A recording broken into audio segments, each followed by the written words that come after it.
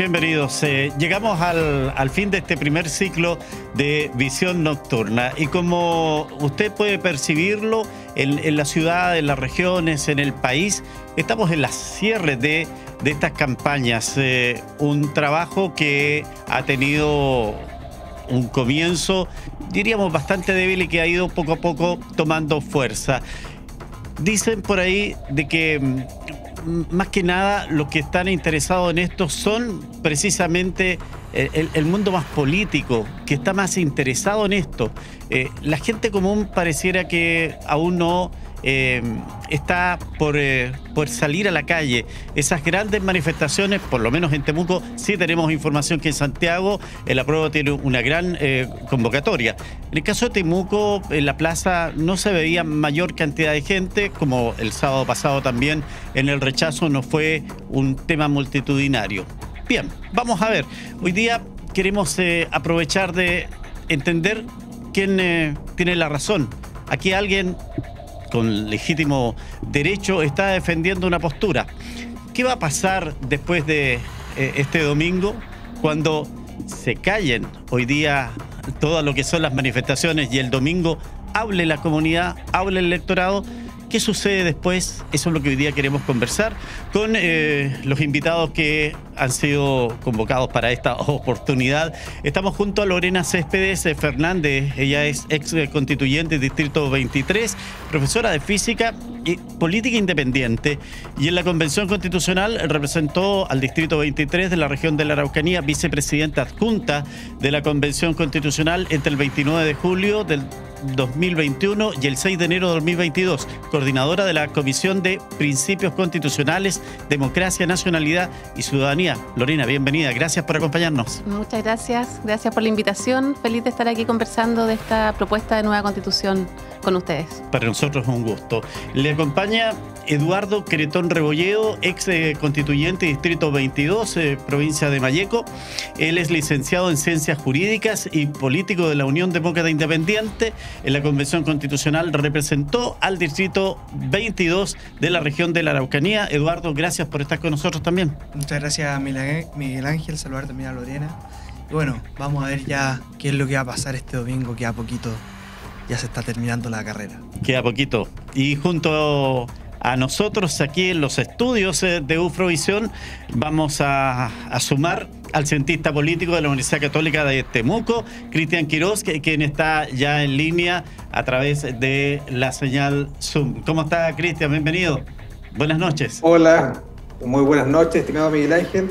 Un agrado volver a conversar. Agradezco la invitación y saludo también a los ex convencionales Lorena Céspedes y Eduardo Cretón por la importante labor histórica que les correspondió también realizar en representación de nuestra región.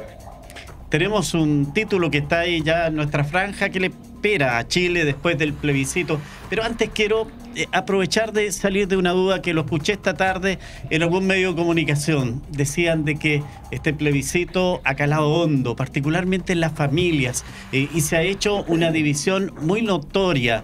¿Qué opinan ustedes, Lorena, por ejemplo? ¿Es esa la realidad que usted palpa día a día? Es que yo creo que no estamos acostumbrados a dialogar sobre política y si es que además estamos a veces con diferencias de opinión, no ha sido una costumbre producto de los últimos 40 años en que se ha silenciado la política y por lo tanto creo que ha sido importante este paso que estamos dando como ciudadanía en el sentido de educarnos en educación cívica, en poder dialogar a pesar de nuestras diferencias y poder pensar cómo entre todos construimos la sociedad que queremos. Por lo tanto, yo creo que es normal que se produzcan estas diferencias, que podamos discutir, analizar desde los argumentos y poder finalmente este domingo tomar la mejor decisión. Eduardo, ¿siente usted que esto ha sido también una división etaria? Los adultos están por el rechazo y los jóvenes por el apruebo. A ver, yo creo que acá no solamente hay división al interior de la familia o división etaria. Hay una división en el país muy grande. Yo creo que el proceso constituyente nos da muestras de la fractura, de la profunda fractura social que estamos viendo en Chile. Y por lo tanto, lo que uno esperaría es que un proceso constituyente sirviera para unir, para cohesionar a la sociedad, para empezar a sanar esa herida y para empezar a sanar también esa fractura social. Y lamentablemente yo creo que este proceso no contribuyó a eso. Lo que hoy día tenemos es un país más polarizado, más dividido, donde el eje generacional evidentemente que importa, pero no tanto como lo habíamos visto en otras elecciones. Fíjese que si uno compara la opción de la juventud en este plebiscito comparado con la elección presidencial, se nota una gran diferencia. Por lo tanto, yo creo que acá, más allá de decir que esto es un tema etario o no, yo creo que lo realmente preocupante es la evidente fractura social en la que estamos viendo. Y eso, desde mi punto de vista, debiese poder solucionarse canalizando esa diferencia a través de un proceso constituyente que une y no que divida. Lamentablemente en este no lo tenemos y la Constitución vigente tampoco. Y por lo tanto, como decía el título de la pregunta, lo que pase en Chile después del plebiscito va a ser realmente importante. Bueno, Cristian, tenemos dos posturas, aunque no tan alejadas, pero sí tienen fondos distintos. ¿Qué apreciación tiene usted? Bueno, yo coincido que existe hoy día una división, ¿cierto?, importante, y eso es propio de un proceso electoral dicotómico como el que tenemos hoy día, que hay solamente dos opciones: apruebo o rechazo, sí o no. No hay puntos intermedios y por tanto el centro el centro político me refiero, se tiende a desvanecer. No puedo estar apruebo a medias o rechazo a medias. Entonces, frente a una respuesta dicotómica, sí o no, es evidentemente quienes toman posiciones, quienes están más interesados en los temas públicos, en los temas políticos, puedan sostener diferencias, no de forma, de fondo, en torno a esta constitución que se nos está ofreciendo. Ahora, la fractura que existía en nuestro país viene desde antes, no es producto de esta constitución propuesta ni el plebiscito, porque en el fondo la fractura se ha expresado durante varias décadas en nuestro país y tuvo varias señales previas. Ustedes recordarán el conflicto en Aysén, en Chiloé, en Freirina, entre otros tantos, y se expresa más notoriamente luego en lo que se ha denominado el estallido social de octubre del 2019. Y en ese momento, efectivamente, sabíamos cómo y cuándo comenzó el conflicto social, pero no sabíamos cómo terminaba, y podría haber sido la verdad, con costos muy altos desde el punto de vista social en nuestro país. Y en ese momento primó, obviamente, la responsabilidad republicana, democrática. Los partidos políticos confluyen a un acuerdo, ofrecen una salida, que fue el proceso constituyente, en donde hay un proceso unitario cuando cerca del 80% de la población votó a favor de desarrollar este proceso constituyente. Y luego se vuelve a expresar con una alta participación en la elección de las y los convencionales, quienes desarrollaron este trabajo. Yo lo decía al inicio, reconociendo la labor de ambos ex convencionales que están esta noche en el programa, y en donde muchos desarrollaron el trabajo en comisiones realmente notable. Hasta los días domingos uno podía conectarse para ver lo que estaban desarrollando su labor. No obstante, hubo algunos convencionales que no cumplieron como la sociedad tal vez esperaba su cometido, y hoy día se está juzgando en el proceso constituyente, más que al texto tal vez, el comportamiento de algunos convencionales que enlodaron el trabajo de la gran mayoría de las y los convencionales, que creo que hicieron un trabajo importante, inédito en nuestro país. Por tanto, yo espero que a partir del domingo, efectivamente, nuestro país se encauce nuevamente por la senda del diálogo, de la democracia y del ordenamiento republicano, que es lo que todos esperamos. Qué bien. Ese último punto, ¿cómo volvemos a unirnos? ¿Qué va a hacer? Y aquí obviamente tengo dos opciones. La respuesta va a ser de ustedes, pero ¿qué es más fácil, aprobar o rechazar para poder alcanzar el consenso que hoy día necesitamos como país? Y lo que es más importante, hay que tener cuidado, porque si hoy día nos fraccionamos con mucha fuerza, hay que recordar que cualquiera de las dos opciones va a necesitar también una mayoría importante para poder ir armando esta carta magna que necesitamos para todos los chilenos. Lorena. Bueno, yo creo que, como decía recién mis compañeros, la fractura existe desde hace mucho tiempo. La fractura existe desde más de 30 años y se ha manifestado de diversas maneras, principalmente con tremendas desigualdades a nivel del acceso y la garantía de muchos derechos sociales. Por lo tanto, uno espera que yo creo que hay un acuerdo a nivel nacional de que tenemos que mejorar muchas cosas. Por lo tanto, yo sí creo en el diálogo, creo que después de esta elección, que está polarizada por la razón que mencionábamos de que hay solo dos opciones, creo que se puede generar un diálogo, algo que sí se produjo dentro de la convención. De hecho, con Eduardo estuvimos en la misma comisión de principios y conversamos más de una vez, ¿cierto? Y dialogamos sobre las normas y a veces no teníamos acuerdo, eso es normal. Pero el punto es avanzar y llegar hasta tener un acuerdo común para todo nuestro país. Y eso yo creo que sí se va a lograr.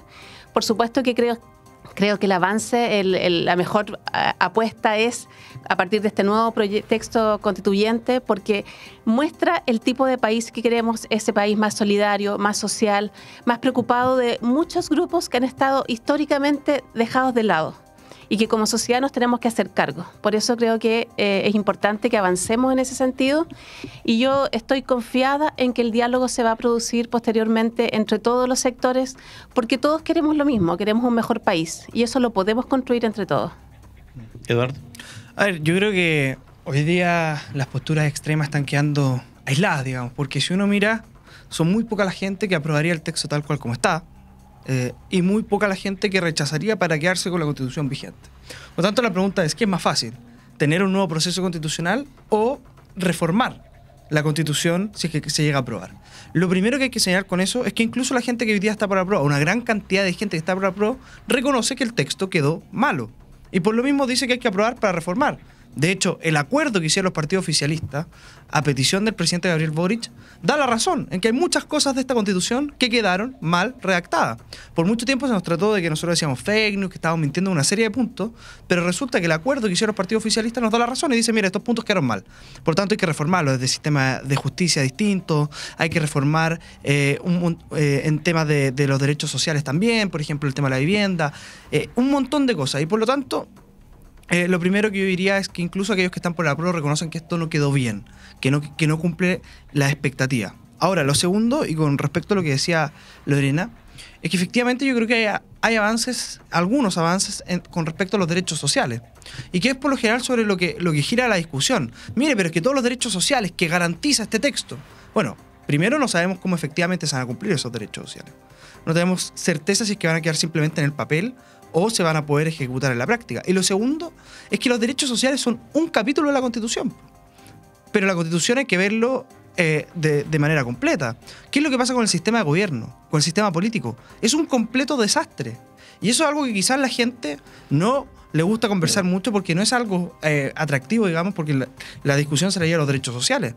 Pero lo que tiene que saber la gente en la casa es que sin un buen sistema de gobierno, sin un buen sistema político, los derechos sociales van a terminar siendo letra muerta.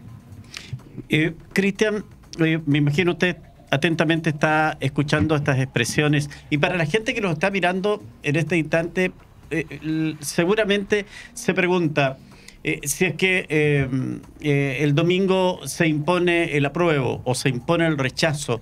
¿Los cronogramas que vienen están claros, están definidos o todavía hay que construir algo más ahí? La pregunta es bien interesante, Miguel Ángel, porque hay dos escenarios. Uno, el concreto, y el otro, el de los supuestos. En el concreto, la ley 21.200, que permitió la reforma a la actual Constitución para dar inicio a un plebiscito de entrada, ¿cierto?, que permite el proceso constituyente en marcha, establece que tras este plebiscito que refrenda la propuesta, hay dos opciones. Dice la norma, si gana la opción que aprueba la propuesta constitucional, tras todo el trámite, ¿cierto?, del Tribunal Calificador de Elecciones y qué sé yo, el presidente tiene un plazo perentorio para promulgar la nueva Constitución. Y a partir de ese minuto, la Constitución comienza a regir. No establece mecanismos de reforma ni otro tipo. De hecho, este acuerdo establecido por los partidos oficialistas, la verdad que es una declaración de buenas intenciones, pero que pudiese establecer un cuestionamiento en términos que nuevamente se saca desde el poder constituyente, la ciudadanía, ¿verdad?, una decisión hacia el constituido, que es en este caso el Congreso Nacional. Y yo no sé si van a estar las condiciones para que eso así suceda, de espaldas a la ciudadanía después de todo este proceso. Lo segundo que dice esta misma ley 21.200 es que de ganar la opción rechazo, se desecha la propuesta constitucional y rige ipso facto, sigue rigiendo la actual Constitución. ¿sí? Tampoco establece mecanismos de reforma y qué sé yo. Y por tanto, quienes plantean rechazar para tener la posibilidad de un nuevo proceso, también es un tema que, al igual que el punto anterior, habría que preguntarle a la ciudadanía si está de acuerdo. Y esto lo digo porque va a depender en gran medida por los porcentajes de votación. Me explico. Imaginemos un caso hipotético. El apruebo gana con sobre el 60%. ¿Cómo se le explica a la ciudadanía que tras haber aprobado con un 60% se le va a hacer modificaciones inmediatamente a un cuerpo legal que fue aprobado? Del otro lado, si es que se rechaza, pero con un porcentaje más alto, sabiendo que el rechazo significa, en términos legales, que se mantiene la actual Constitución, ¿por qué se va a hacer un nuevo proceso constituyente? Entonces el tema, lo que quiero decir, que no es meramente jurídico, y ahí viene el segundo escenario, que este es un tema más bien político, no jurídico, político. Y ahí la responsabilidad de las y los líderes, congresistas, líderes de partidos, exconvencionales, por cierto, tienen un rol muy importante en términos de conducir civilizadamente, democráticamente, sobre la base del diálogo, y no obviando que esto no es solamente jurídico, es fundamentalmente un tema político y que es un proceso que se inicia con el estallido, tiene un plebiscito de entrada, elección de convencionales, plebiscito de salida. No se puede ver el plebiscito de salida con el triunfo de la prueba del rechazo como un hecho aislado, sino que como un proceso. Vamos, Eduardo, respecto del rechazo, ¿está la voluntad de su partido de seguir adelante en reformar esta Constitución cuando evidentemente la UDI y los partidos de derecha han sido los que con más fuerza se han opuesto cada vez que se pedía hacer un cambio constitucional? Yo creo que es una muy buena pregunta y siempre la hacen y creo que tiene bastante base porque la gente con justa razón se pregunta, oye, ¿por qué si ustedes no quisieron cambiar la Constitución antes, por qué ahora? Es una buena pregunta, porque hay muchos que tienen todo el derecho de poder dudar respecto de esa intención. Pero ¿por qué ahora y no antes? Porque hubo un plebiscito donde el 80% de los ciudadanos nos dijo que quería una nueva Constitución. Y eso que partió siendo una constatación de los hechos, de decir el 80% no quiere la Constitución vigente, yo creo que se fue transformando en una íntima convicción en nuestro sector, en el partido por lo menos que yo represento, de tener una nueva Constitución. Yo creo que acá no basta simplemente con rechazar para reformar. Yo creo que hay que rechazar para tener una buena Constitución. Porque una Constitución, además de ser la norma superior, es un pacto social. Y la actual ha perdido legitimidad porque el 80% no la quiere. Pero la que está proponiendo la Convención, por todo lo que nos dice la encuesta, por cómo está el escenario, parece que tampoco va a tener más del 50% de esa adhesión. Y por lo tanto, el problema es el mismo. Acá, el 5 de septiembre, y como bien decía el profesor, acá hay que ponernos de acuerdo en el camino político a seguir para tener una buena Constitución. Una Constitución que recoja lo bueno que hay en el proyecto. Yo no creo que todo sea malo, hay cosas que evidentemente son positivas. Que recoja lo bueno del proyecto, por ejemplo, que presentó la expresidenta Michelle Bachelet, que recoja lo bueno de la Constitución del 80, que yo creo que son varias las cosas positivas que tiene la Constitución vigente, del 80 al 2005, como uno la quiera llamar, acá hay toda una discusión, una pelea, y que también recoja lo bueno de nuestra tradición constitucional. El problema de esta propuesta es que no es condescendiente con nuestra tradición constitucional. Es que acá hubo un ánimo refundacional, de querer cambiarlo todo, de creer que los últimos 30 años de la historia de nuestro país habían sido los peores 30 años de la historia de Chile. Y yo creo que si bien hubo muchas cosas que se hicieron mal durante los últimos 30 años, también hay que recoger lo positivo de esos 30 años. Cómo el país creció, cómo el país se pudo volver a unir después del régimen militar, la dictadura, cómo logramos crecimiento económico, cómo muchos fueron los primeros profesionales de su familia. Entonces, no creo que estos últimos 30 años han sido los peores 30 años de la historia de Chile. Creo que por el contrario, hay muchas cosas que rescatar de esos 30 años, pero también tenemos desafíos de cara al futuro. Lo importante es tener una constitución que goce con una amplia legitimidad. Y eso, lamentablemente, yo no lo veo en la propuesta de la Convención Constitucional, ni tampoco lo veo en la Constitución vigente porque ha perdido cierta legitimidad. Y ojo, y yo en esto soy súper honesto, yo fui de los que votó rechazo en un inicio, porque creía que era posible hacer todas las modificaciones que se necesitaban sin tener este proceso constituyente. Pero una vez que la ciudadanía ya le ha quitado la legitimidad a la Constitución del 80, creo que no hay vuelta atrás, porque acá tenemos que salir adelante como país y tenemos que volver a unirnos. Lorena, lo que se ha planteado, si aprobamos, habrá que revisar el documento. Usted, en lo particular, como Lorena Céspedes, ¿está disponible para eso? O sea, por supuesto. Yo siempre voy a estar disponible para trabajar por el país. Por eso lo hice, salí de la... ¿Y por qué le hago esta pregunta así tan directa? Porque usted sabe que hay un partido que estuvo ahí y que es partidario o de alguna manera está dentro de este acuerdo, pero su presidente, y estoy hablando del Partido Comunista, ha dicho claramente que esta es una muy buena constitución y que no hay nada que cambiarle. O sea, lo que pasa es que yo creo que aquí, de hecho, hay algunas afirmaciones que ha dicho Eduardo que creo que están con un cierto sesgo, porque habla de que es un pésimo texto o un desastre o no es un acuerdo de todos. Recordemos que las normas en la Constitución, en este proyecto de Constitución, se aprobaron con 116 votos en promedio. Eso significa más de los 2/3. Entonces ya estamos hablando de una alta votación para la mayoría de las normas. Hay normas que tuvieron 140, 150 votos, incluso más. Por otro lado, habla de que los derechos sociales están establecidos, pero ¿cómo se van a garantizar? Bueno, entonces eso significa que tenemos que retroceder y bajar y no levantar el nivel, sino que tenemos que irnos hacia... asegurarlo. Pero tú estás diciendo cómo los vamos a asegurar. Un buen sistema de gobierno. Bueno, entonces, déjame terminar. Entonces, por otro lado, habla de que este sistema político es un desastre. Al contrario, por primera vez, por ejemplo, en esta propuesta constitucional, nuestros representantes tienen que estar avecindados en la ciudad, en la región de donde van a ser electos. Va a haber una participación mucho más democrática. O sea, a lo largo de todo el proyecto de nueva Constitución, hay una serie de elementos que claramente mejoran el tipo de país que queremos.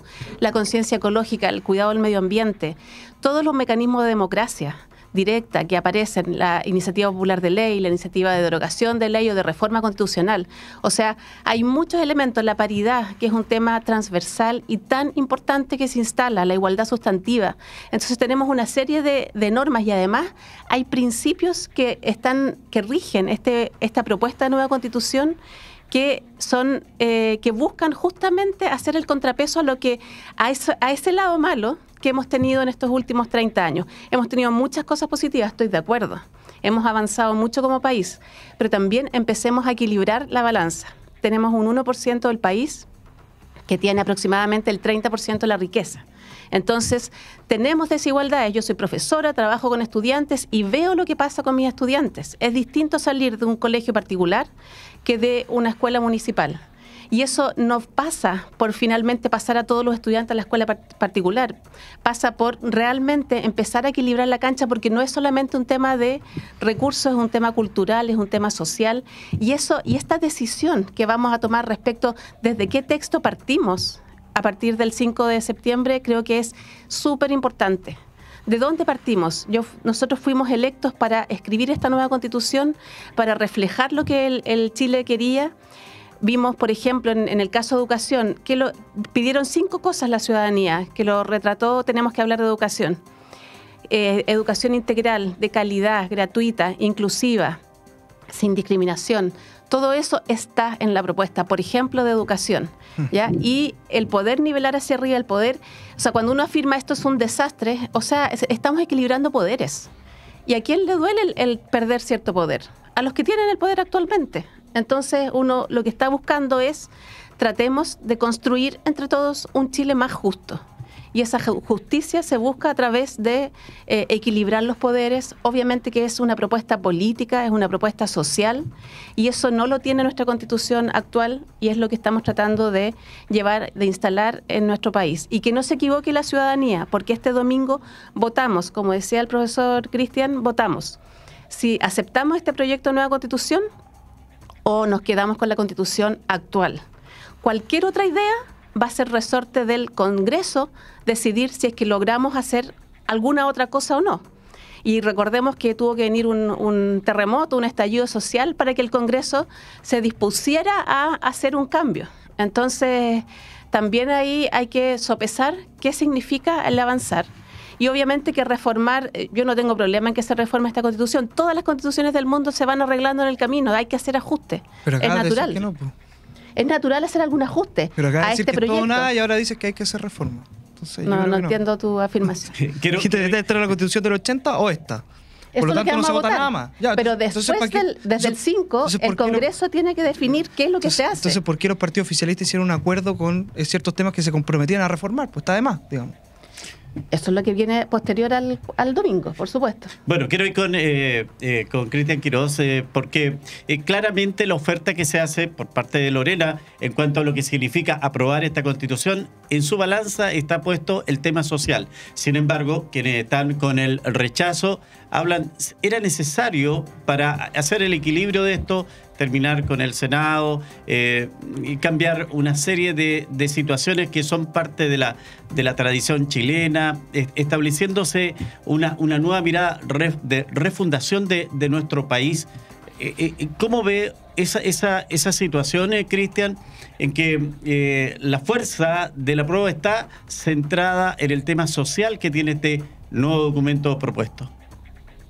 Sí, yo lo primero que quisiera decir que, en mi opinión, esta no se trata de una propuesta refundacional, y en eso coincido con la exconvencional Lorena Céspedes, en términos que acá lo que se está planteando es un conjunto de normas que vienen a adecuar esta Carta Magna, un nuevo trato social de acuerdo a la realidad que hoy día está viviendo nuestra sociedad. Y lo que hace, por ejemplo, en materia política, no es una refundación, sino que más bien es una redistribución del poder que estaba concentrado fundamentalmente en un nivel central, ¿cierto? Entiéndase como el presidente de la República por un lado y el Congreso, el legislativo por otro, Cámara de Diputados y Diputadas y el Senado. Y hoy día lo que se plantea el sistema político es una redistribución de poder donde más actores políticos van a tener ese poder, como el propio el Congreso de las diputadas y diputados que se plantea, la Cámara de las Regiones, pero además las comunas y las regiones autónomas. Va a haber mucho más poder de decisión en la propuesta que se plantea a nivel territorial por las comunas y regiones autónomas, pero además la propia ciudadanía, las personas vamos a tener más opciones de poder de aprobarse esta propuesta, en términos de que existen más consultas ciudadanas, plebiscito, iniciativa popular de ley, entre otras materias. Por tanto, el mismo poder que estaba concentrado de alguna manera y expresado institucionalmente en un formato, hoy día se redistribuye entre más actores e instituciones de la sociedad. Es una innovación política, que duda cabe, y uno tiende a temer a lo desconocido, y es más cómodo quedarse en la zona que uno conoce en su ámbito, y llevamos muchos años por una institucionalidad acompañándonos, pero son institucionalidades que han tenido también muchos aciertos, pero también desaciertos, y en gran medida son responsables tal vez de parte de estas fracturas sociales, económicas, de desigualdades que existen en nuestro país, como decíamos al inicio. Por tanto, creo que en cada uno de los procesos que ha tenido de generación de nuevas constituciones en nuestro país ha existido discusiones más o menos similares en términos de refundación. Yo de verdad creo que esta no es una refundación, por el contrario, creo que ha sido un proceso importante, relevante, que permite dotar a nuestro país con una constitución que, además de los derechos sociales o el sistema político, como se ha señalado, incorpora un elemento que me parece de tremenda trascendencia en los tiempos que estamos viviendo, que son los derechos ambientales y de la naturaleza. Cuando estamos en medio de una crisis medioambiental, una crisis climática de proporciones, esta puede ser una innovación institucional relevante, que incluso está siendo vista con muy buenos ojos por otros países de la región, ¿cierto?, de Sudamérica, de países de Europa, de países de Oceanía, que están mirando con atención este tema, que probablemente algunos países van a tener que considerar. Por tanto, claro, hay elementos perfectibles, como en todo otro proceso constituyente, pero no comparto tampoco que sea un desastre la propuesta que se está entregando. Como dije al inicio, valoro el trabajo que las y los convencionales desarrollaron, y como aquí se señalaba, efectivamente, buena parte de las normas votadas y que hoy día están en el texto sometido a votación fueron aprobadas por más de los 2/3 que la norma establecía. Por tanto, dan cuenta también de amplios consensos de personas que venían de mundos políticos o sociales muy distintos a la convención y que lograron encontrar puntos de consenso para llegar a esta propuesta que finalmente estamos plebiscitando este domingo. Veo, Eduardo, que mueve su cabeza de un lado a otro, pero antes que dar la palabra a Eduardo, yo quiero que podamos conocer qué dice la calle, porque salimos precisamente a conocer la opinión de los ciudadanos, de la gente de a pie, como decimos nosotros, que está dentro de todo esto y ni más ni menos son los que van a definir este plebiscito el domingo. Pasemos a revisar estas respuestas y seguimos conversando. pueda continuar un buen sistema judicial y que la gente pueda seguir instruyéndose en el tema jurídico, porque por lo general la gente cree que con una nueva constitución van a mejorar todas las cosas y en realidad no vendría siendo así. Es más que nada un tema cultural de Chile y es más profundo que eso. Por eso yo creo que no serviría totalmente un cambio de constitución, sino que más bien un cambio en la cultura del chileno. En realidad querer cambiar la constitución en un plebiscito no creo que sea el medio idóneo, porque están tratando cosas que en realidad no van en una constitución. Habría que corregir todo el sistema, todo el ordenamiento jurídico chileno, y en realidad está bien hecho. Se espera quizá que hayan cambios, quizás no tan grandes, pero que sí se pueda mejorar, buscar alguna, por decirlo, ventaja o beneficios para nosotros que hemos luchado tanto y que se vea reflejado toda esta lucha ahora dentro de lo que va a pasar después. Bueno, yo espero que salga el rechazo y que se vuelva a estar Chile en estabilidad, sobre todo en lo que es la parte social y de seguridad, ¿sí? Porque yo creo que todos vivimos una inseguridad día a día, y yo espero que el rechazo sirva para demostrar que no estamos de acuerdo con una constitución que a mí personalmente no me gusta, no me parece, y sobre todo espero eso, que Chile vuelva a ser algo parecido a lo que era antes. Espero un país mejor, ¿no?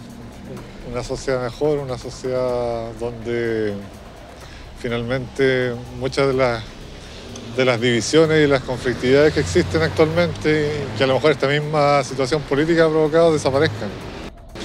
Ojalá tengamos una sociedad donde todos podamos vivir juntos. Eso creo yo es lo más importante. Bien, de opiniones, reacciones, Lorena. Bueno, yo creo que hay un interés genuino de toda la ciudadanía de tener algunos cambios, de mejorar, de siempre ir avanzando positivamente. Yo creo que esta propuesta de nueva constitución lo hace en muchos aspectos. Hay artículos que muchos no saben que existen y que están presentes en esta constitución y no en la actual. Por ejemplo, el derecho a vivir en entornos seguros, que eso claramente va a motivar a que se generen estrategias mucho más robustas para mejorar lo que es la seguridad y vivir, como decía, en entornos seguros, que es el artículo 53. Y tenemos así varios otros, por ejemplo, el hecho de que las mujeres estén presentes en más de una norma, creo que es muy importante. Hemos estado bastante invisibilizadas a lo largo de todos los años respecto a las mismas leyes, a las normas, a la Constitución. Y hay muchos elementos que son propios de esta Constitución de este siglo. Ya, por ejemplo, el preocuparnos de los derechos, las labores de cuidado, del derecho a ser cuidado y el derecho de quienes cuidan, por ejemplo, que hemos dejado históricamente olvidado a ese tremendo grupo de personas, y las personas con discapacidad, la violencia de género y tantas otras que apuntan a que justamente como sociedad nos hagamos cargo, que no sea solamente la caridad, la buena voluntad de alguien, y eso incluso permea otros aspectos como los derechos sexuales y reproductivos de la mujer, también de los derechos. A mí como profesora me da vergüenza que seamos uno de los pocos países del mundo que no tenemos consagrados los derechos de niñas, niños y adolescentes. Entonces, en esta propuesta de nueva constitución se consagran sus derechos y ese tipo de avances creo que son sustantivos para efectos de el tipo de país que queremos y el tipo de sociedad que queremos. Eduardo. Sí, a ver, hay varias cosas de las que dijo Lorena que no son tan ciertas. O sea, nosotros tenemos ratificada la Convención de los Derechos del Niño. Lo que pasa es que no está a nivel constitucional. Pero no somos el único país que no reconoce los derechos de los niños. Eso es mentira. Constitucionalmente. Bueno, constitucionalmente. Somos uno de los pocos. Bueno, se puede poner a nivel constitucional, eso no tengo ningún problema, digamos. Yo sí quería decir algo que se ha quedado en el tintero, que lo ha dicho Lorena y también el profesor, es que dicen que esta es una constitución democrática porque se lograron los 2/3. Y como que eso fuese suficiente. Oye, esto se lograron los 2/3 dentro de la convención. Lo primero que yo diría ahí es que si es que efectivamente esta convención hubiese sido una radiografía política del país, hoy día la propuesta tendría mucho más apoyo que lo que uno puede ver en la calle. Lo segundo que quiero decir es que esta no fue el órgano más representativo de nuestra realidad nacional, que es una de las grandes mentiras que han querido instalar. Primero, ¿por qué? Porque las reglas con las que se eligieron los convencionales fueron reglas que no son realmente democráticas. Vamos por parte, escaños reservados. Pero no está creyendo en la democracia. Lo que el Congreso hizo hace años Yo estoy diciendo para el que son pacto reglas de... que realmente no representan la radiografía Pero eso lo política de hizo nuestro país. nuestro sistema democrático, Está que bien, es el y Congreso. se puede equivocar el Congreso. Yo creo que se equivocó el Congreso en esto. Porque si el Congreso no se hubiese equivocado, hoy día esta propuesta tendría mucho más apoyo y efectivamente se ha representado la ¿Y realidad. qué porcentaje Vamos por escaños reservados. de escaños había en la convención? 17 escaños reservados de 155. Ya, ¿qué porcentaje es ese? El 12%. ¿Y qué porcentaje de escaños, o sea, de pueblos originarios existen en Chile? Espérate, que es un determinismo social, por lo menos. Tú estás diciendo que porque alguien es mapuche está obligado a votar por un mapuche. Eso es falso. No, lo que yo estoy diciendo Pero es que si estamos buscando representatividad, perfecto. ¿Cómo lo han hecho otros países, Lorena? Ningún país del mundo lo ha hecho como lo hizo Chile. Fíjense que Bolivia tuvo 3 escaños reservados de 255 constituyentes con un 40% de población indígena. En Chile tuvimos 17 de 155 con un 13%. Los países que han tenido éxito, por ejemplo, en esta materia, han hecho un padrón y han entregado escaños proporcionales al padrón dependiendo de la cantidad de indígenas que se incluye en ese padrón. En Chile no, lo hicimos al revés y por lo tanto acá hubo una sobre representación de los escaños reservados, a tal nivel que había escaños reservados que habían sacado 61 votos, Lorena, y que valían exactamente lo mismo que los 87.000 votos que había sacado la mujer más votada del país. O sea, no es realmente democrático, hay una sobre representación de los escaños reservados. Segunda regla, la paridad, tan aplaudida y defendida. ¿Saben ustedes que la paridad dejó más afuera a mujeres que hombres que habían ganado en la urna? Y que por un tema de sexo le dijeron, ¿sabe qué? Usted sacó 10.000 votos, pero necesitamos un hombre, así que esos 10.000 votos para la casa y sube un hombre con 500 votos. Por eso ahora la paridad es un piso. Está bien, pero yo estoy hablando de las reglas con las que fue electo esto. Una paridad que distorsionó el resultado en la urna. Una paridad que le metió la mano a la urna. Y tercero, las listas de independientes, donde en una misma lista podían ir personas que pensaban completamente distinto. Tanto así que la lista del pueblo no alcanzó a durar ni más de 2 meses dentro de la Convención Constitucional. Y yo encuentro que hay algo que tiene razón la gente que fue a votar por independiente, que es que los partidos políticos lo veníamos haciendo mal desde hace mucho tiempo. Y con justa razón la gente dijo, no estoy hasta la coronilla con los partidos políticos, voy a ir a votar por independiente. El problema es que los independientes, muchos de ellos resultaron ser más radicales incluso que la gente del Partido Comunista, y que independientes la verdad es que no tenían mucho, sino que tenían una posición política bien determinada, bien marcada, que fue incluso en muchas ocasiones más radical que la postura del propio Partido Comunista. Por lo tanto, estas 3 reglas yo creo que determinaron que tuviéramos una convención que no estuvo a la altura, porque no fue una fiel radiografía de la realidad política de nuestro país. Y por lo tanto, el proceso determina el resultado. Yo sé que sobre lo que votamos es el resultado de este proceso, es el contenido de la propuesta, pero el proceso y cómo se hizo esto también es importante. Y yo creo que esta no fue una convención realmente representativa de la realidad política de nuestro país. Quiero ir con Cristian para avanzar un poco en los temas que tenemos, porque yo creo que quienes comenzaron a sintonizarnos a través de todas nuestras señales se preguntan, claro, ¿qué va a pasar? ¿Cuál es el cronograma que hay de aprobarse esta nueva Constitución? Cristian, en 2 minutos, 3 minutos, yo creo que podamos por lo menos ahí tirar alguna línea que nos dé aspectos respecto de esto. Tiene que activar su... Estaba sin micrófono. Sí, ahí sí. Perdón. Lo señalábamos hace un rato. Efectivamente, una vez terminado el plebiscito ratificatorio o de salida, como se ha denominado, hay 2 opciones. Una opción es que gane el rechazo y en ese caso se termina el proceso constituyente y se mantiene vigente la Constitución actual. Eso es lo que dispone la Ley 21.200. Cualquier otra modificación debe ser resuelta, en este caso por el Congreso, consulta a la ciudadanía, iniciativa del presidente al Congreso. Una modificación, pero la ley lo que hoy día establece es que sigue vigente la actual Constitución y se da por terminado el proceso constituyente. Y la otra opción es que, si es que gana el apruebo, en el momento que sea ratificado por los órganos competentes, el presidente tiene un plazo de 5 días desde que recibe esa comunicación para promulgar el nuevo texto constitucional, en donde tiene que además jurar sobre esta nueva Constitución frente al Congreso para hacerla cumplir la Constitución y las leyes. Y a partir de ese minuto comienza a regir la nueva Constitución. En los artículos transitorios de la propuesta que está siendo plebiscitada se establecen los plazos progresivos para instalación de las diferentes instituciones y articulado que está propuesto.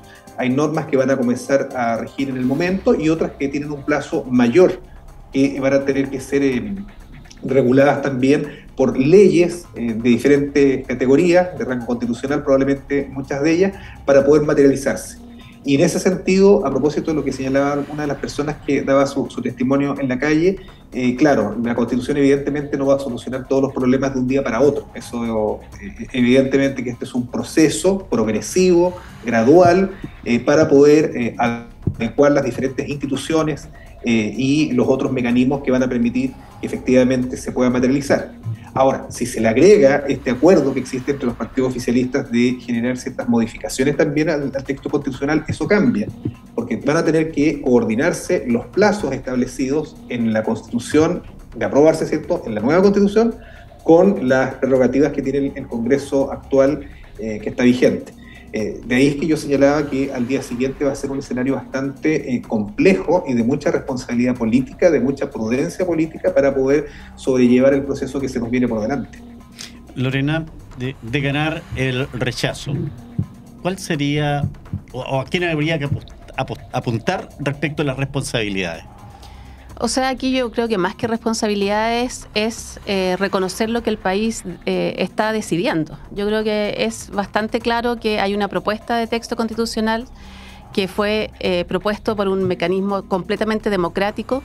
Es primera vez que un texto constitucional se escribe democráticamente con elección de personas y yo difiero completamente de lo que dice Eduardo. Realmente el grupo de personas que había en la convención era muy representativo del país, el país real. El país de verdad, no el país de los políticos o el país de las esferas de poder, sino que el país donde vivimos todos nosotros. Con de hecho, virtudes y errores también. Con virtudes y errores, y así somos. Ese es nuestro país. ¿Ya? Nuestro país tuvo una diversidad territorial, una diversidad cultural, una diversidad socioeconómica, una diversidad en estudios, en educación, una diversidad enorme. Pero ¿cuál era la gracia? La gracia era que si estábamos sentados, no sé, Fernando Atria y yo, discutiendo una norma de educación, claro, él iba a poner el sello del abogado experto, pero yo iba a poner el sello de una profesora que lleva 24 años trabajando en educación y que sabe lo que está pasando en ese ámbito desde la sala de clase. De hecho, yo no hubiese salido electa si no hubiese existido la paridad. No hubiese salido electa, eso lo tengo claro. ¿Ya? Porque el permitirnos ser parte y de llegar a esa esfera de poder, creo que hizo una diferencia enorme. De hecho, probablemente en todos los grandes programas previos a las elecciones jamás aparecí como un nombre posible. Y fui una de las personas electas. ¿Por qué? Porque la ciudadanía se manifestó. Y eso es lo que esperamos que haga siempre, que se manifieste. Y esa es la democracia. Si no aceptamos eso, entonces no podemos vivir en un sistema democrático. Por lo tanto, lo que ocurra el domingo va a ser la manifestación de la ciudadanía. Y lo que yo espero es que ojalá esa manifestación sea en base a lo que realmente se está votando, a lo que es el texto, a lo que son las normas y no a las noticias falsas o a la distorsión de ciertas suposiciones respecto a los artículos, que creo que no es lo que corresponde desde la sinceridad de quien está trabajando por el país. Definitivo, ¿se mantienen estos acuerdos de los partidos políticos en el caso de rechazo a este texto constitucional a ponerse de acuerdo y reformar definitivamente la actual constitución en Chile? A ver, yo lo primero que quería decirle a Lorena que a mí no me gusta el sello que ella dejó impreso en educación, porque se eliminó la obligatoriedad del kinder, porque no se asegura la gratuidad para los estudiantes que no estudien en universidades que sean del Estado, porque pasa lo mismo con los colegios particulares subvencionados, no se le asegura el financiamiento de los establecimientos particulares subvencionados, y por lo tanto lo que hay en educación... Todo un error. Lee el artículo 31 transitorio, y ahí dice claramente el financiamiento de instituciones públicas y privadas. Y eso lo dice explícito, artículo 31 transitorio. No lo asegura, a nivel constitucional no lo asegura. Léelo. Artículo 31, por favor, nuestros televidentes que puedan leer el artículo 31 transitorio, por favor, donde dice explícitamente que se deberá regular el financiamiento de instituciones públicas y privadas. Por ley. Bueno, si la Constitución se baja por la ley y no le vas a creer al Congreso futuro. Pero la ley podría no establecer, entonces la pregunta es... ¿Cómo que no? Si dice tiene que hacerlo. Es por ley. Pero la pregunta es, ¿por toda qué? la Constitución se baja a través de leyes. ¿Cómo no va? ¿Por qué quedó explícito a nivel constitucional que las instituciones estatales tienen financiamiento? Lo rechazaron. No, Lorena. Ustedes lo que hicieron ahí fue limitar la libertad de educación. Porque por supuesto que no. Tú dijiste la calidad de algo de lo más importante. Sistema Nacional de Educación, artículo 36, dice que está formado por instituciones estatales y instituciones creadas, o sea, reconocidas por el Estado. Reconocidas por el Estado. Exactamente. ¿Ya? Y no Ahora, asegura, ¿qué cuando habla artículo de la Constitución no le asegura no el se baja en la financiamiento? ley? ¿Ah? ¿Qué Pero es que artículo? esa es la diferencia que uno no entiende. ¿Por qué el financiamiento a instituciones estatales está en la Constitución y el financiamiento a las instituciones particulares subvencionadas debe hacerse por ley? Lo que pasa en la propuesta en materia de educación es que hay una especie. La estatal también tiene que regularse en la ley. No, está asegurada a nivel constitucional. Pero dice el artículo 31. Lo que ocurre con esta mismo. propuesta, Lorena, es que se pone una fe ciega en todos los derechos sociales, no solamente en educación, sino que en todos los derechos sociales que el Estado es el único que los puede garantizar. No ¿Por qué diciendo... solo hay un sistema nacional en pensiones? Sin que la gente pueda elegir libremente quién administra su ahorro. O sea, ¿Por qué hay un sistema nacional único en materia de salud? Porque acá lo que hay es una fe ciega en que el Estado es el único que puede solucionar los problemas públicos. Yo creo en una lógica colaborativa, donde el Estado tiene que cumplir un rol creo en eso. y la sociedad civil también. Y la norma de educación lo dice La explícitamente. norma de educación no lo asegura a nivel constitucional, Por lo deja supuesto entregado que a la sí, ley. Artículo 36. El financiamiento de las instituciones Y la ley particulares no... subvencionadas lo deja entregado a la ley. Eso es lo que estoy diciendo yo. A ver, no he dicho nada más que eso. No lo asegura la Constitución, no lo asegura.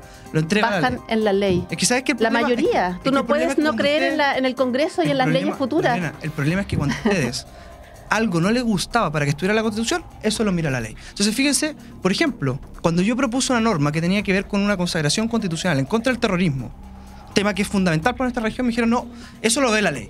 Pero cuando se trata de asegurar el financiamiento de las instituciones estatales, la Constitución. Cuando se trata del derecho al ocio, la Constitución. Cuando se trata del derecho al acceso al libro, es la Constitución. Entonces, todo lo que a ustedes no les gusta, todo lo que a ustedes no les gustaba, lo dejaron a la ley. Ya. Entonces, como no les gusta la educación mejor. particular sancionada, como no les gustan las universidades que no son del Estado, lo dejan entregado a la ley en vez de haberlo asegurado en la propuesta de la Constitución. A ver, el inciso que hablaba sobre el reconocimiento a la creación de instituciones privadas educacionales fue un inciso que tuvo 99 votos, de los cuales el grupo de Chile Vamos solamente una persona aprobó, Celis.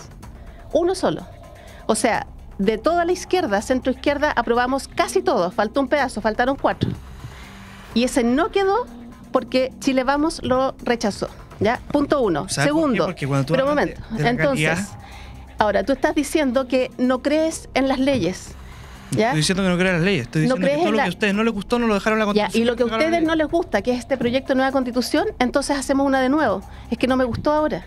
¿Cómo es eso? Y si eso no lo vamos a decidir nosotros, lo va a decidir la ciudadanía el 4 de septiembre. Por eso, y eso lo va a decidir, la ley lo va a decidir el Congreso, tampoco nosotros, es un ente democrático. O sea, tú estás diciendo que el Congreso va a decidir algo contrario a lo que la ciudadanía quiera. Alguien que desconfió del Congreso fueron los convencionales del Frente Amplio. Fernando Adria dijo que el Congreso era pero enemigo, no empecemos a apelar a algún grupo político. Por algo se le pusieron 2/3 al Congreso para poder modificar la Constitución. Yo quiero avanzar en pos del tiempo porque nos quedan 5 minutos y quiero ir con Cristian Quiroz porque quiero hacer una consulta a propósito de la cantidad de comentarios que tenemos acá y que hablan del Partido Comunista. Es tan importante el Partido Comunista, Cristian, en lo que significa precisamente lo que viene de esta Constitución, a propósito que su presidente dijo que si era muy estrecho el apruebo había que salir a las calles. Lo primero yo creo que quiero decir que las declaraciones del señor Tellier son muy desafortunadas. El sistema político de nuestro país, el sistema electoral, tiene una institución de lujo, que es el servicio electoral, que da garantía de responsabilidad, de seriedad y de transparencia, en donde además de hacer el reconocimiento en este caso al servicio electoral, lo quiero hacer a las ciudadanas y ciudadanos que participan como vocales de mesa, que muchas veces sin mayor preparación en este tipo de temas también entregan su tiempo más de un día domingo, porque más que el día de las elecciones, al día siguiente también se constituyen para poder hacer recuentos de votos, levantar actas, qué sé yo, hacen un trabajo desinteresado que es un ejemplo de vida cívica, y además el rol que cumplen los apoderados y las apoderadas de los partidos políticos, de los candidatos muchas veces, en los más variados ámbitos. Por tanto, cuestionar el sistema electoral, sus reportes, me parece que es que es un desacierto definitivamente. Lo segundo, la incidencia del Partido Comunista es relativa, porque ¿cómo medimos la incidencia de los diferentes partidos políticos por el número de autoridades electas popularmente con las que cuentan? Número de congresistas, senadores, diputados, número de concejales, alcaldes, alcaldesas, consejeros regionales o recientemente de convencionales que tuvieron precisamente en este proceso. Dicho eso, la verdad que yo creo que se sobredimensiona el rol en este caso del Partido Comunista. De hecho, en la Convención Constitucional en particular hubo más independientes, bancadas de independientes, ligados a movimientos sociales, movimientos que se dio la lista del pueblo, independientes no neutrales, entre otros, que tuvieron mayor representación que el propio Partido Comunista.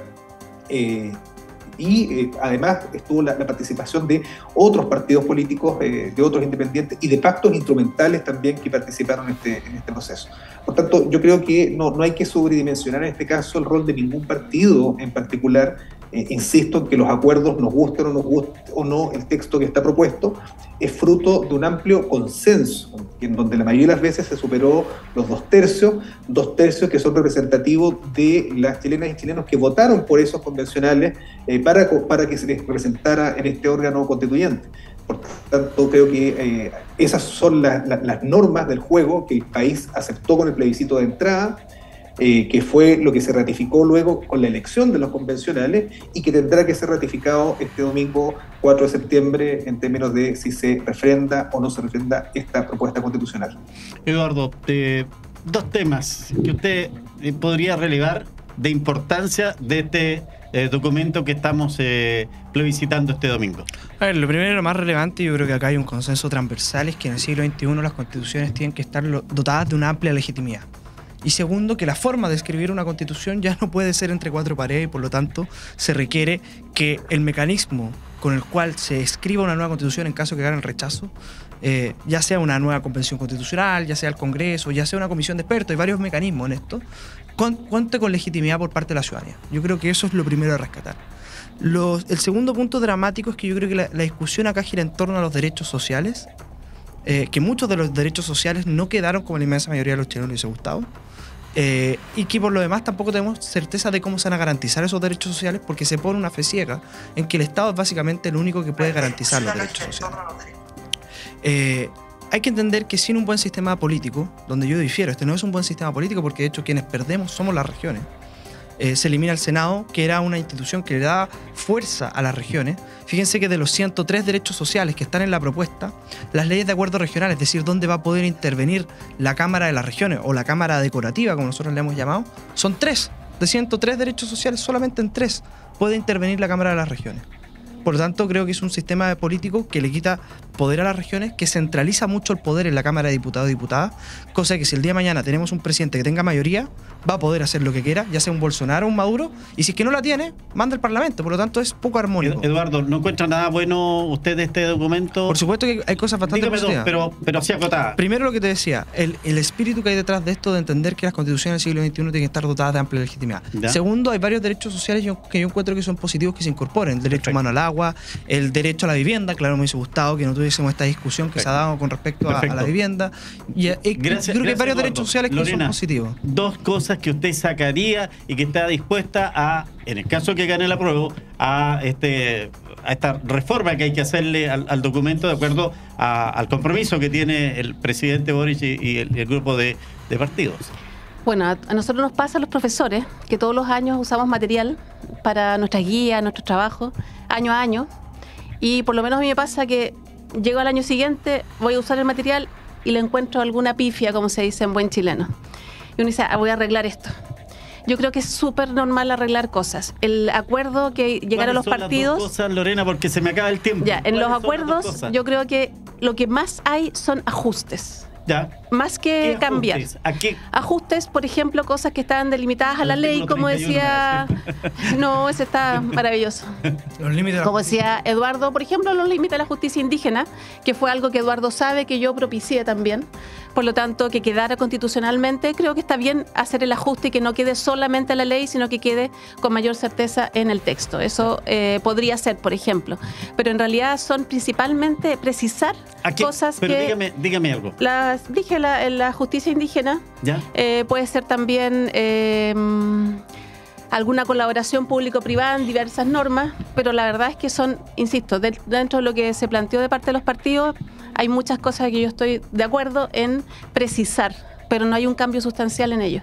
Lorena Céspedes, Eduardo Gretón, muchas gracias. Cristian Quiroz ahí en el Zoom, gracias por acompañarnos. El domingo desde las 7:30 vamos a estar con una transmisión especial también siguiendo este plebiscito, esta salida de la gente a la calle, a los lugares de votación, a dar a conocer su posición frente a este documento. Muchas gracias, nos encontramos en cualquier momento.